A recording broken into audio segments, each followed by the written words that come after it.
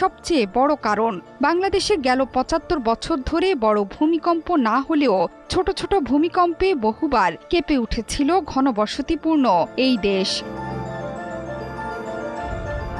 Bharat, Burma ও Eurasian ৩টি গতিশীল প্লেটের সংযোগস্থলে অবস্থিত বাংলাদেশ বর্তমানে বড় মাত্রার ভূমিকম্প ঝুঁকিতে রয়েছে।